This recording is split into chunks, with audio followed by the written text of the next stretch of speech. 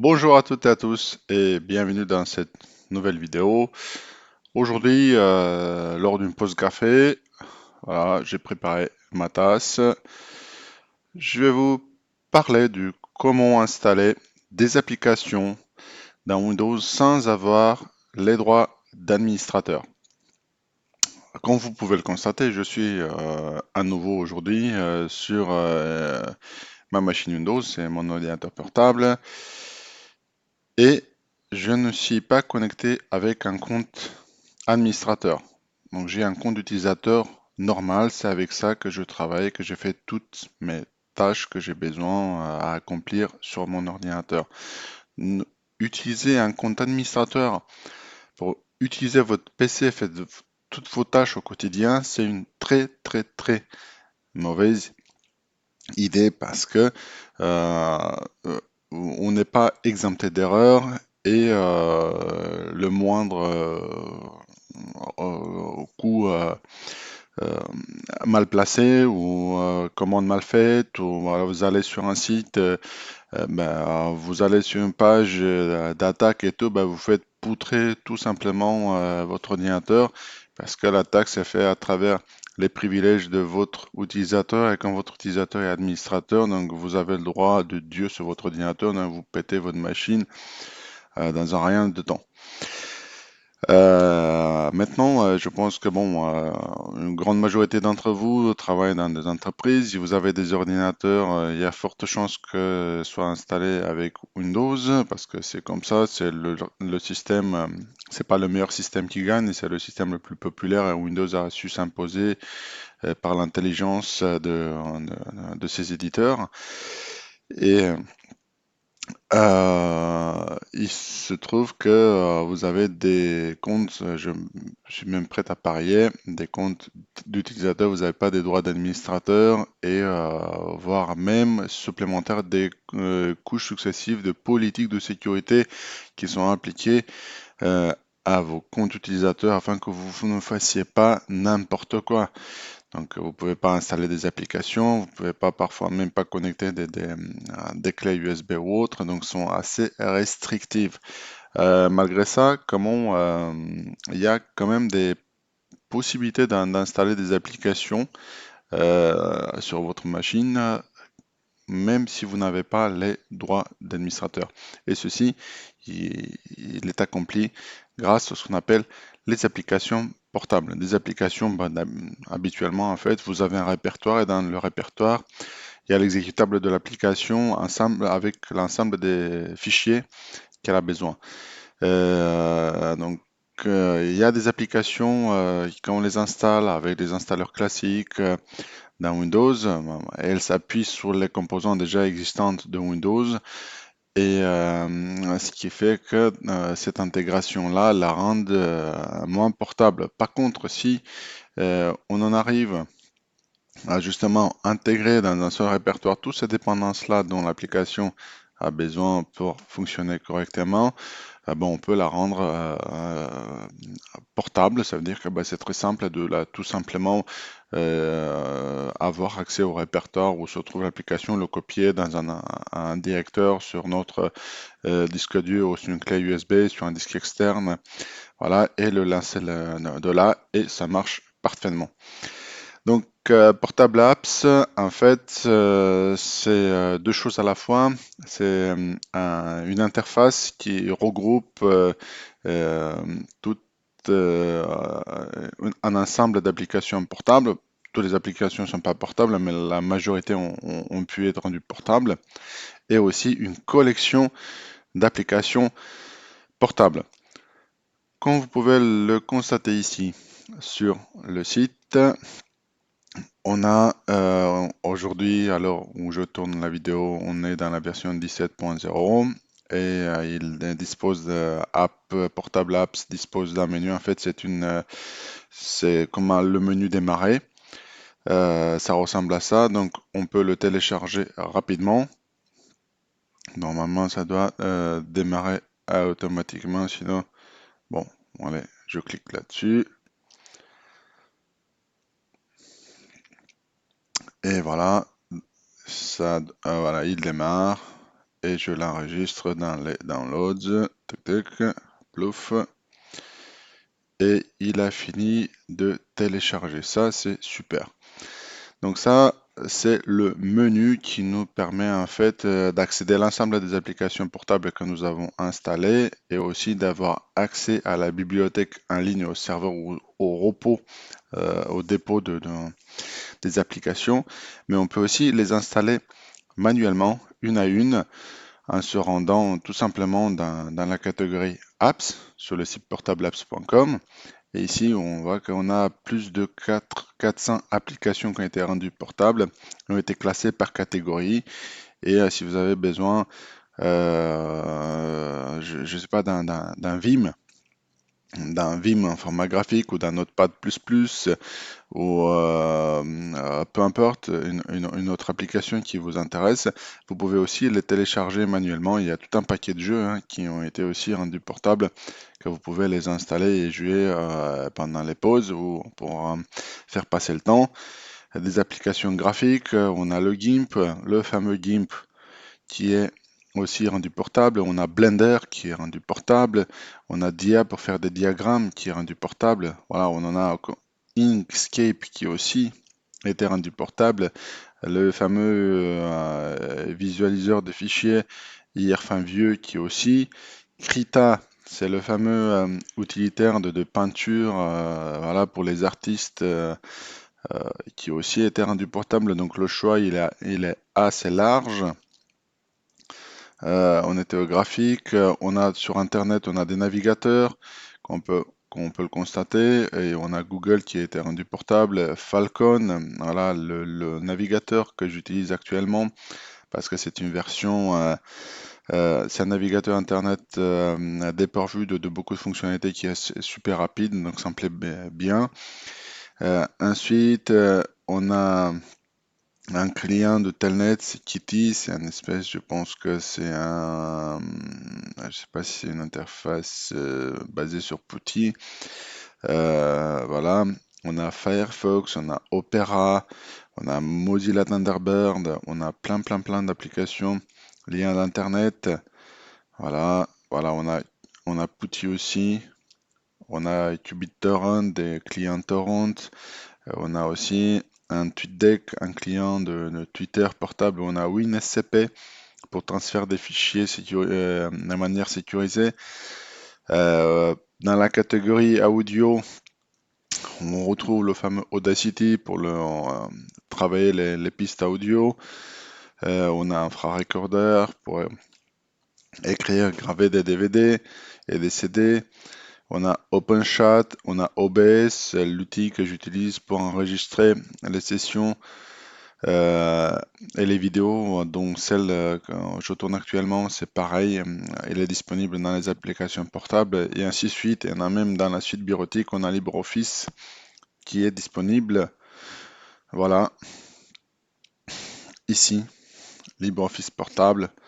Et donc on a un large choix parmi 400 applications pour faire vos travaux au quotidien, voire compléter la suite d'applications là où soit disons au travail, si vous avez la possibilité de les installer ou accéder à une clé USB, de compléter par rapport à ceux qui sont installés sur vos postes de travail sans faire appel à toutes les procédures et ainsi de suite. Ou même, pourquoi pas, vous créer une clé USB de dépannage avec toutes les applications que vous avez besoin quand vous allez chez vos amis pour les aider avec les ordinateurs, pour ne pas avoir les installer et télécharger à ce moment-là, bah, vous créez une clé avec les applications portables, vous branchez dessus et voilà.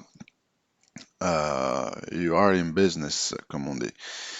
Bon, allons maintenant voir comment on installe tout ça.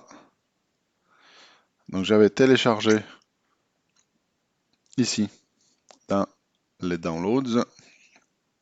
Et c'est classique, je fais 2 clics dessus, choix de la langue. Et là, il me propose où est-ce que je veux installer tout ça. New install, effectivement, c'est new install. Bah, je vais sélectionner une location spécifique.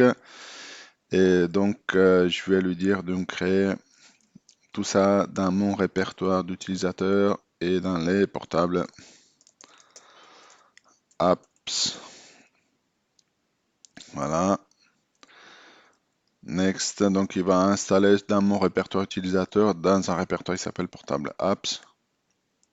Comme ça, il va mettre tout dedans. Et si un jour j'ai besoin d'aller chez quelqu'un, j'ai juste tout simplement copié ce répertoire-là sur une clé USB et le tour est joué. Voilà. Maintenant, hop, il va lancer Portable Apps après installation. Vous voyez qu'ici, il y a le menu qui est apparu. Donc si je fais clic dessus, ah, non, parce qu'il y a déjà celui-là qui est en train de... là, il nous propose en fait de choisir des applications pour installer au premier lancement. Bon, je le ferai plus tard. Je fais cancel, close, et je vais prendre celle-ci. Vous voyez, j'ai une petite croix qui est apparue quand on survole avec la souris dessus. Je vais cliquer, je tiens à appuyer le bouton gauche et j'ai la possibilité de déplacer celle-ci là où c'est plus convenient pour moi. Voilà, pour ressembler un peu au menu démarrage Windows. Là, j'ai la possibilité, un clic droit, de faire Pin to Taskbar, donc de fixer ça dans la barre de tâches et voir être clic. Je tiens à appuyer dessus avec le bouton gauche et je le déplace au plus près du menu démarrer. Comme ça, quand je fais clic dessus, ça fait semblant un peu au menu démarrer, mais avec des applications portables. Bon, hop, j'ai la bouche un peu sèche, je vais prendre un petit café. Ah, c'est bon le café. Maintenant, pour installer des applications, on a ici plusieurs boutons. Donc, on a les catégories, on a les backups, apps, options, search et aide. Et ici des boutons pour fermer ça et pour quitter complètement cette petite interface portable apps. Donc, pour les applications, il suffit juste de cliquer dessus et avec le clic gauche et on a un menu contextuel qui s'affiche avec plusieurs options. Et là, j'ai la possibilité de Get More Apps, donc de les mettre à jour toutes. Si on a téléchargé une application de manière indépendante, de là, pouvoir l'installer comme ça. Et ici, de pouvoir accéder en fait au même menu que vous l'avez, à la même liste que vous l'avez vu sur la page web tout à l'heure, de l'avoir ici. Et trier par catégorie, par titre, par date de publication ou par date de mise à jour. Et moi, je vais par catégorie. Là, il se connecte en fait sur le site web Portable Apps où se trouve le dépôt avec toutes ces applications-là. Et voilà, il nous affiche en fait ce qu'on avait pareil ici, la même catégorie, mais à travers ce petit navigateur interne de l'application et qui nous permet en fait de sélectionner les applications pour l'installation. Pour installer une application, c'est pas compliqué. Donc voilà, on va prendre GVim. Voilà, tac. Notepad++ parce que j'ai déjà un Notepad installé, mais c'est via Chocolatey que je vous ai présenté dans une vidéo précédente. Ensuite, qu'est-ce que je veux prendre aussi un petit utilitaire. Ça, c'est des jeux, c'est plein de jeux. Hop, hop, hop, hop, hop. Ça m'intéresse pas pour l'instant les jeux. Voilà, voilà, je vais prendre aussi Dia pour faire des diagrammes. Voilà, un IRFan pour visionner les. Voilà, c'est des applications petites, rapides. On peut installer plusieurs à la fois. Voilà, XNView, pareil, c'est un gestionnaire de photos. Et ainsi de suite. Il y en a plein ici. Voilà, un WinSCP. Et une fois que j'ai fini de faire mon choix, je clique sur Next. Et il part à l'installation. Enfin, il télécharge. Une fois qu'il a téléchargé l'application, il installe de manière séquentielle dans l'ordre de votre choix. Et là, ça, bon, encore une fois, ce temps-là est variable en fonction de votre connexion Internet et du nombre de packages que vous avez choisi. Et moi, bon, C'est la 2/6. Je vous reprends tout de suite à la fin de l'installation. Voilà, il a réussi à tout installer. Donc à la fin, on clique sur Finish. Et maintenant, quand on clique à nouveau sur le bouton, voilà, on a déjà les applications qui s'affichent. Si parfois ça vous arrive de ne pas avoir le menu mis à jour, bah, vous cliquez sur App et vous faites Refresh App Icons et il les affiche toutes. Pour lancer une application, c'est tout simple. Bah, il suffit juste de cliquer dessus et voilà, on a l'application portable qui se lance tout simplement. Maintenant, je vais montrer une facilité qu'on a avec Portable Apps. Je vais fermer. Il me demande si je veux. Oui, oui, oui, ferme tout. Maintenant, je vais prendre le répertoire qui était dans c2.users/ mon répertoire à moi. Ah mince. Voilà, tac. Là, on a le répertoire ici, Portable Apps. Je fais un clic droit dessus. Je fais copie. Et je vais sur mon disque dur externe et je vais les coller là tout simplement.